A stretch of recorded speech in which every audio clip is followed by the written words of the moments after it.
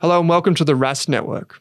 What you're about to hear and see is limited to general financial information only. Please be sure to speak to your financial planner or refer to our financial services guide available at rask.com.au/FSG before acting on the information. Welcome back to the Australian Retirement Podcast. I'm here today with my co-host, I suppose, Drew Meredith. Hello, mate. Good to be here. Yeah, let's rock Another and roll. fun day. This is probably one that's very close to our hearts too, isn't it? Absolutely. And self-employed, we are running our own businesses. We're really going to dial into. So look, we're actually 22. Let's launch in because we've got so much to get through. But the concept here and the key discussion point is around if you're self-employed, retirement's not necessarily. In fact, not necessarily. It is just not as easy as it is for others. You don't have the luxury of saying, "Hey, in 6 months, I'd like to retire," and getting that look from your boss as they nod and go, "Yeah, easy what watch. am I going to do?" Yeah, you don't. No redundancies. You got to work all that stuff out yourself. And you probably haven't had the benefit of super. Like if you think about it, you've had to have paid yourself some super at some point. Yeah, but you haven't had since 1992 if you were in a corporate. And my parents were the perfect example. They sold their business in 2007 and had zero super, even though they'd been working for 40 years before then. Was that because they anticipated the GFC only 11 months around the corner? Maybe. Well, we invested. So, yep. Then it was when you could get the remember that not that short period of time we could contribute a larger amount to superannuation. 100K as a concessional contribution. What a time to be alive. Yeah. Incredible. Yep. Well, in fact, before we jump in, we are both self-employed, and so I'd like to get a sense, please, for... Hence why we look tired. Yeah, what do you want your retirement to look like, mate? Like when you think about calling it a day, how are you going to spend your time? 3 years from now. No, not 3 years from now. Being facetious. I'd love to spend a lot more time overseas. You know, when you're running and actually not working as much, getting better at it. And when you're, in Europe or in the US, it's different time zones. So you can only work for certain hours of the day. I see Tuscany, beautiful rolling countryside, nice wine, nice weather, fresh food. I like to cook. So cooking some beautiful pasta. Maybe I'm not making it, but cooking it, definitely. Yeah. And just, slowing down, I think the key is. And it's all about, I'm still trying to get through Die with Zero. I'm trying to apply some of those in this, part of our lives as well, which is trying to enjoy experiences with, family and friends as much as you can, rather than plugging away, running, working. And we were doing notes at midnight one night, but that's not every night.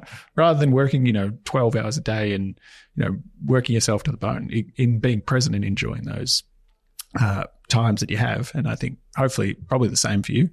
Yeah. Yeah. It's so funny. You're saying Tuscany. I'm thinking Corryong in northeastern Victoria, but it's similar. It's very similar. It's the same principle, isn't it? Having more time for yourself, slowing down. Yep. I have, aside from my family, I've got two big loves. One is trout fishing, so go fly fishing in northeastern Victoria and like Bright New South Wales. Yeah, so there's some really good fishing out that way. But if you go even further, like Kosciuszko National Park, that way it's pretty primo. See the overalls and the... Oh, mate, I've got... I look ridiculous. Yeah, I truly look ridiculous. I can say camping too. I've started camping, so... Yeah, it's bloody fun. High quality time with the family, obviously, but also cycling. I love getting out and doing as much of that as possible, and so find some hills. But there is an interesting story of how we met, wasn't it? At a retreat, an investment retreat in Tasmania. It's not the same. Yeah. As an incredible event, but we happened to be both going for a run at about 6:30 in the morning from memory. Yeah. And I underestimated the size of the hills, and I believe you're also a triathlete at some I just done a lot of running. Yeah.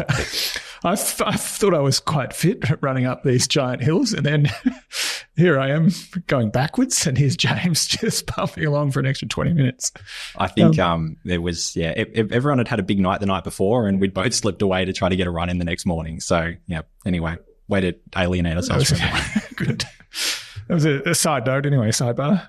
In my experience, a lot of self-employed individuals work for later than they would if they were employed, because of the complexity of how am I going to wind this up? Or some head in the sand a bit too. Yeah. Well, so if you're a sole trader, this can be really easy, right? Because, of course, you can just say, well, I'm not beholden to anyone. I just need to choose the day when I say to everyone, hey, I'm not doing this anymore. Do I have enough money? They stop. That's right. Yeah, simple. But if you own a company, if you've got employees, particularly deep relationships with these people and you care about them, you want to make sure that perhaps your business is your baby and you want to make sure that whoever takes it over is doing the right thing by all of these, all of your customers that you've served for so long and also built great relationships with.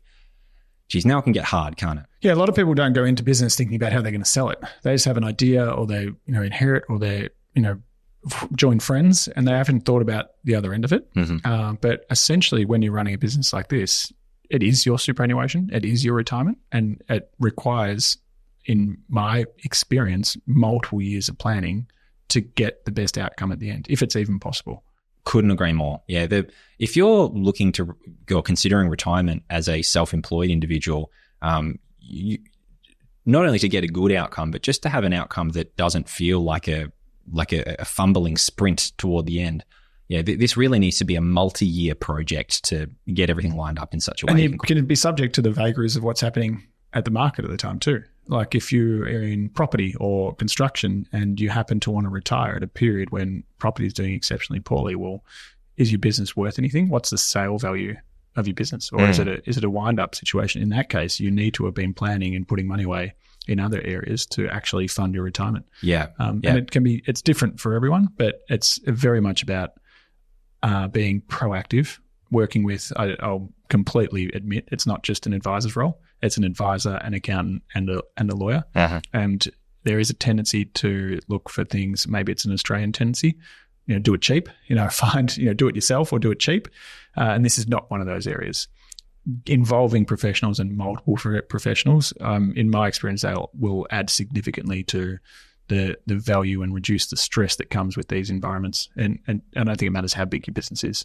Yeah, I'm definitely with you. I think that dovetails into the fact that if you have been self-employed for a number of years, there is a really reasonable likelihood that you have some fatigue just around the operation of your business as a whole. How many times have you sat down with someone who is a pre-retiree business owner and you look at the combination of their business, or you're describing how they're going to sell it, and they say, look, everything's a mess. I've got receipts back from 1999 mixed in with receipts from last week. Fun. I've got, it's just the compounding effect of perhaps being busy, taking a few small or cutting a few corners in terms of administrative corners, and the compounding effect of all that. You end up with, you can be looking at your business thinking, geez, I don't know who would buy it in this state because it lacks the it's not clean enough to sell. That takes time too, right? And having guidance around, well, this stuff matters and this stuff doesn't, can be incredibly important. And a difficult thing for anyone running their own business is legacy or succession planning.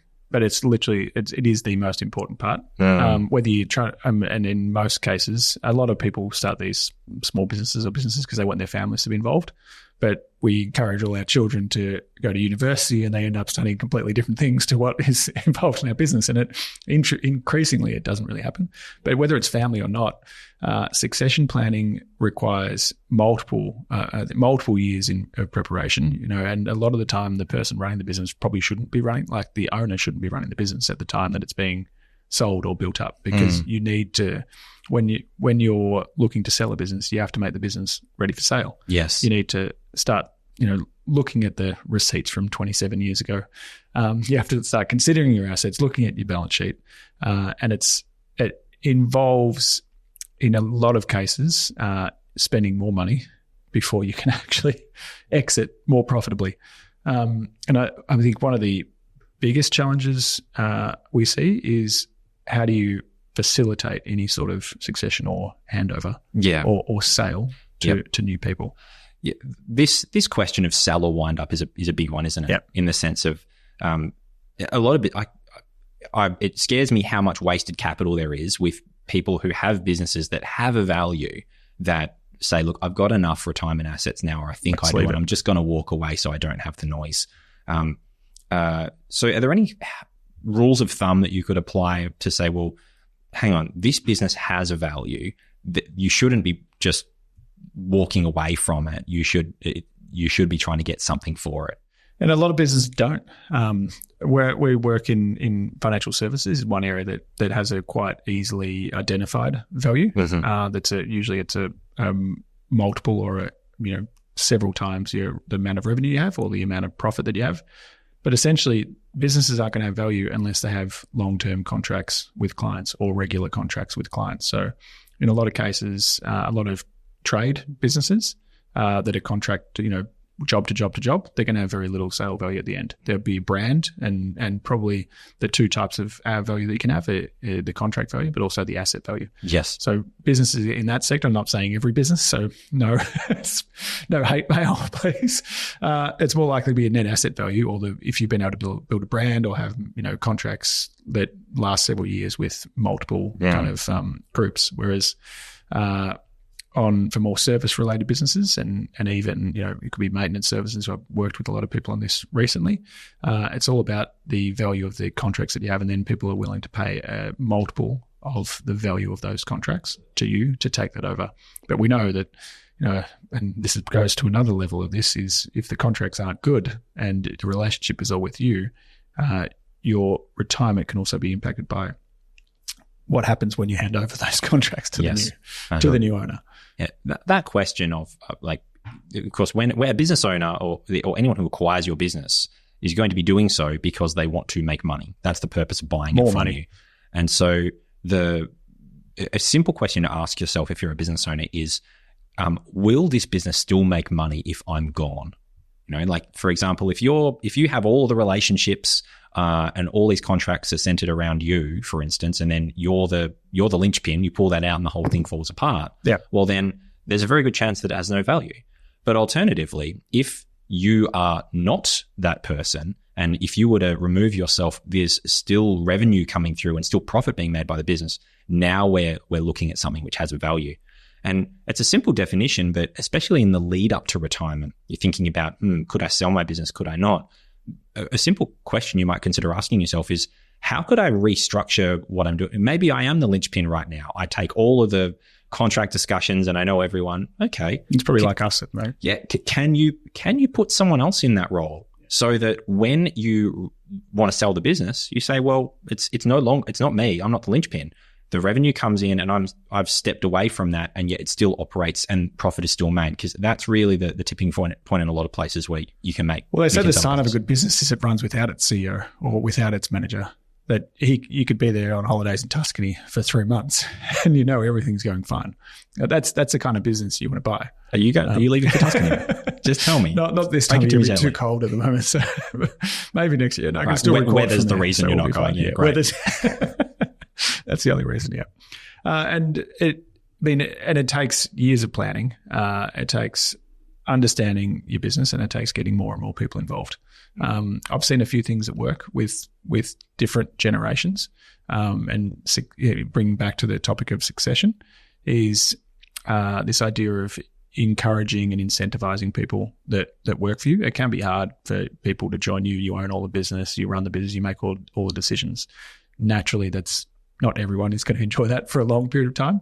So how do you involve people in those decisions and give them the progression that they want? Most people want more progression, and then in some ways giving them an opportunity to benefit from the strength of the business, and that can over several years help you build and encourage someone to then want to take ownership of that business later on. Yeah, and that's been made a lot easier over the last, let's say, 10 years in particular, with the rise of businesses like Cake, for example, the idea of it is that you can give your employees equity in your company pretty seamlessly, and they would have a small percentage of it or whatever it would be, and you can obviously have conditions around that. There can be some complexity, of course, because often people might want to buy, if someone wants to buy a business, I'd like to buy all of it. So it's it can work both ways. But that idea of trying to remove yourself from the business and motivate people and have your team look at this not just with the lens of I want to treat it like my business, but this is my business and I benefit from the success of the business, that can be super powerful in terms of growing a business, right? Yeah, and it's something I'm always wary of is how much of your life is tied up in your business. You see it quite often. The whole point of the whole reason SMSFs were available originally was so you could own your business premises. And then like commercial property is allowed to be rented to yourself if owned by an SMSF. So sometimes there's a tangled web to spread or to navigate through. And I think one thing is, how do you slowly reduce the impact? And it comes back to our last episode, which was talking about concentration risk. How do you reduce your reliance on that business? So part of that is being progressive in making the extra contributions to superannuation in the 5, 6, 7 years before you're planning on retiring or when you expect to retire. And another one is if you own property, if you have other assets that are related to the company, having a real objective view of those, or getting someone to have an objective view of those. Do you want to be retired leasing property to the business you just sold? Or if you wind up your business and you're paying your SMSF rent, what's going to happen? Yeah. How long will it take you to get a tenant? Then you have to ask yourself to clean up the warehouse that you were just renting to yourself. So looking at it from that whole perspective and thinking about how do you diversify your income sources away from that business. But that doesn't just happen overnight. I have heard so many people before say to me, well, I don't have any super, but of course that's my business. Your business is not your retirement asset. It was me, wasn't it? It's part of it, and of course it goes without saying that it has value and you can rely on it in that sense. But your business is not your retirement asset. It's not your super. It's designed to contribute. But if all of your energy, all of your financial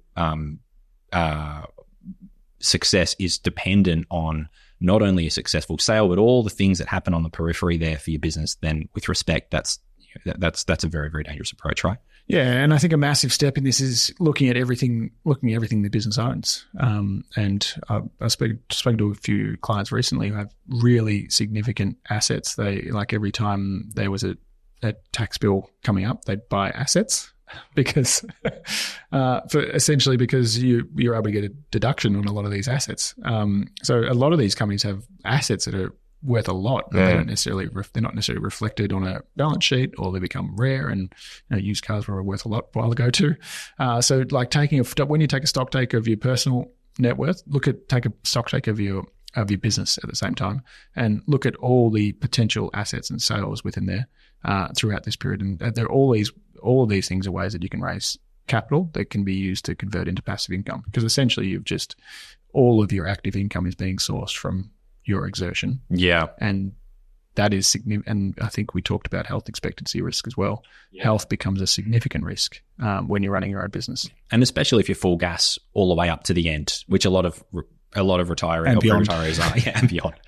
All right, let's get ourselves to a position where you've got your own business and you've concluded that, hey, there is a value in this. And I do want to retire in the coming years. I think this is something that you guys do very well. I think Waddle does a lot of work with people that have successful businesses and looking to manage that transition. So can you help me to understand, if you're in that world, like, what are the things you should be thinking about, and what sort of support are you offering people here? I think the first thing is you have to start planning ahead. Like, just because you made the decision, you're probably not going to be in the best position to sell it now. You actually need to, and we'll call it cleaning up the books, for lack of a better word, because most people will, if they run their own business, they'll be putting some expenses that are appropriate through the business. It could be cars, it could be software, computers, all these sort of things. So I feel like you're really being very careful. Yeah. Not me, ATO, not me. But essentially it's cleaning up your books so they're very clear for the person that's going to buy them on the other side. It doesn't mean you making up profit that isn't there. It's very much about running your business as if it's been running for profit, not necessarily for growth. Because when you're running it yourself, as long as you're paying yourself enough, you're always reinvesting back into it. But you need to assume the next person is going to want to be extracting that profit. They're probably going to fund it through debt. They're probably going to have to pay off that debt from dividends or profits at some point. So you have to think ahead, and you have to do that a couple of years in advance, and have a great set of books. There'll always be adjustments. So they'll always take out the salary of yourself, or particularly in financial services. And then it's when you start that process, engage experts in there. So usually a lot of the times your normal accountant won't be as experienced in helping you sell your business. So starting to look for accounting firms that assist in building businesses for sale. Yes. And encouraging people to look to go and meet business brokers. A lot of business brokers, and they're as probably salesy as financial advisors are in some instances.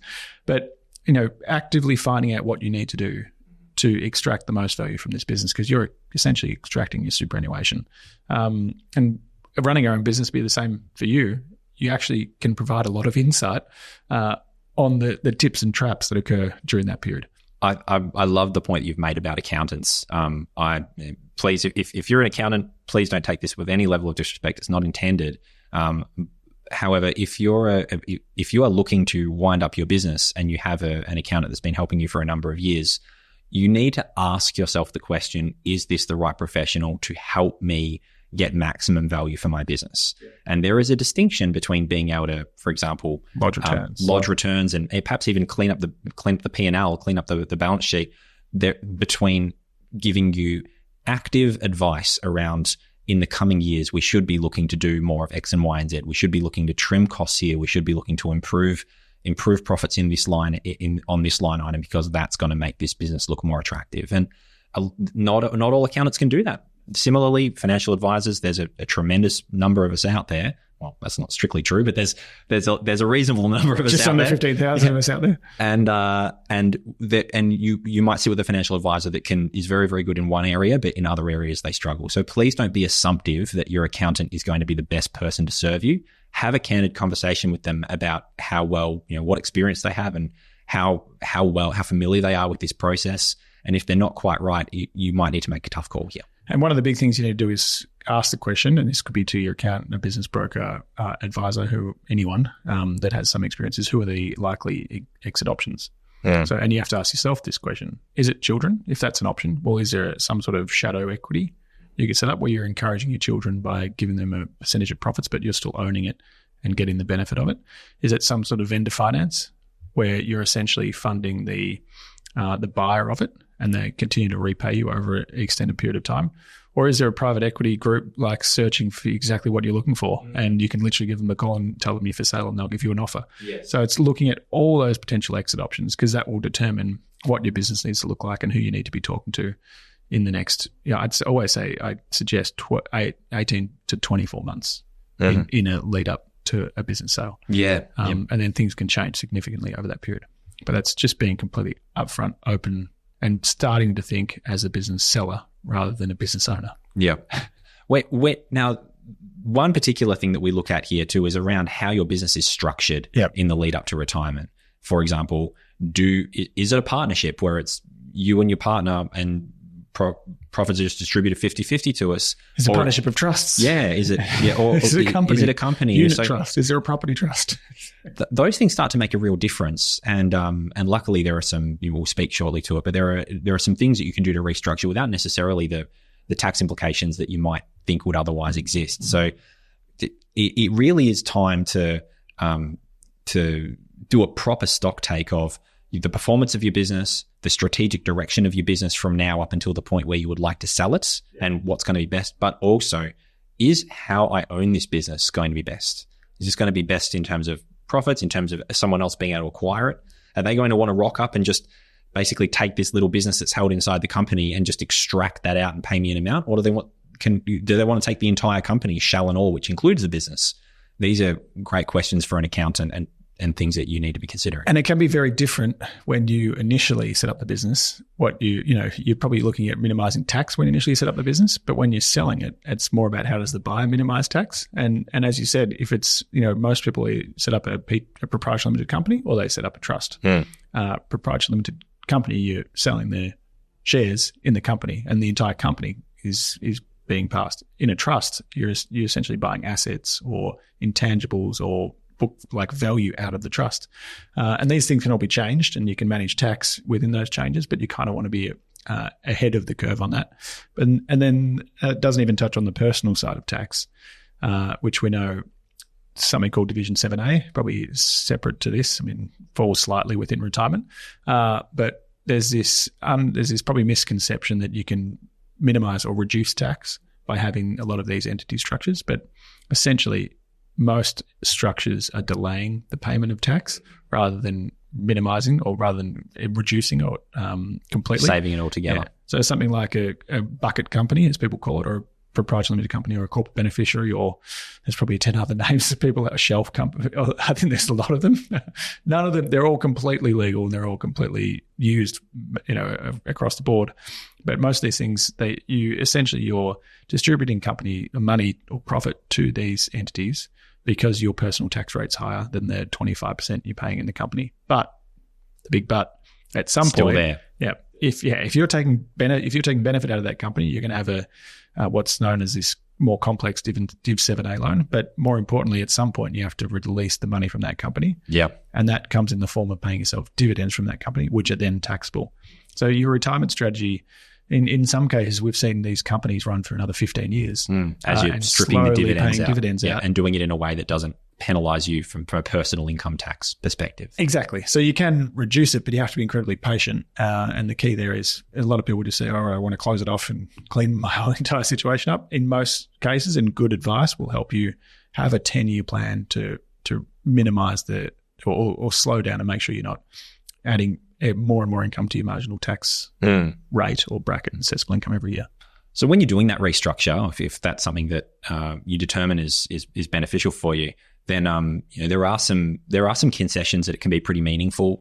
And one of them, of course, is the small business rollover exemption. And essentially, this, for simplicity, if we're selling an active asset but rolling it from one entity to another, or buying an equivalent asset, which really just means you could be transferring an asset from one entity to another. Yeah. Often you can do that in a way that doesn't trigger any CGT. Now, the small business CGT concessions are a complex topic and worthy of their own podcast all on their own, not just through the Australian Retirement Podcast, but just in general. Business podcasts. Yeah.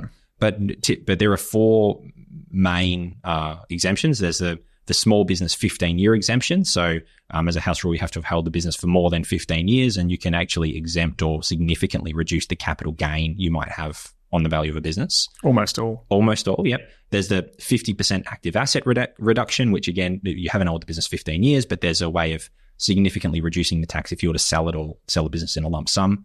There's a retirement exemption, which allows you, I just said before, your business is not your super, but this is the closest thing that you can get to saying, all right, well, I've sold my business and I'll automatically put a high amount of that either into superannuation or I'll, depending on your age, or you have the option to do that.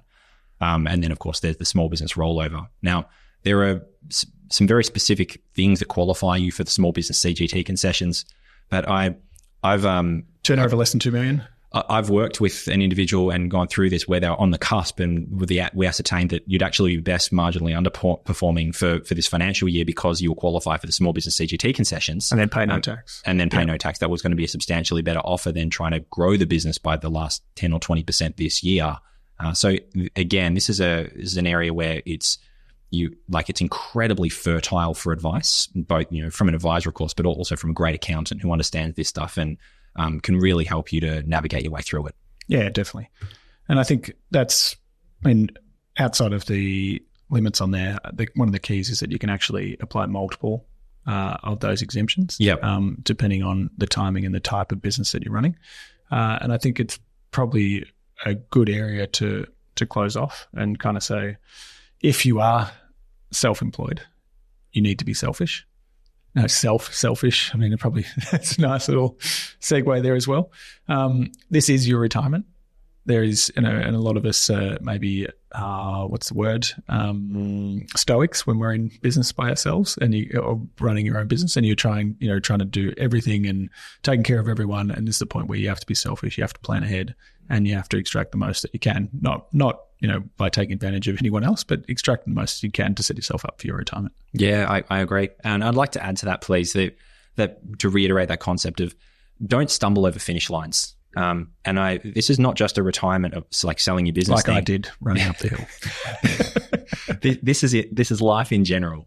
In that a lot of people will face a difficult decision, and there'll be that flurry of activity and research and to the point of exhaustion. And you end up getting to the point where it's like, I'm not really sure what to do. So I'm just going to do this. Disassociate. Yeah, that is stumbling. You want to be able to go through any finish line, whatever decision it is, with energy and confidence. And that signifies that you haven't got caught up in that analysis paralysis period of just, I don't have a clue what to do when the day's getting closer and forget it. I'm just going to let the business go and walk away. Yeah. What a missed opportunity. So the way to not stumble over that, you're going to have enough going on in your life in pre-retirement, hopefully, to be naturally trying to move away from work. So bring this conversation forward. Start thinking with a number of years to go as to what do I want this business to look like, and what would someone want it to look like if they were to buy it? And for younger people, think about it when you start it. That's right.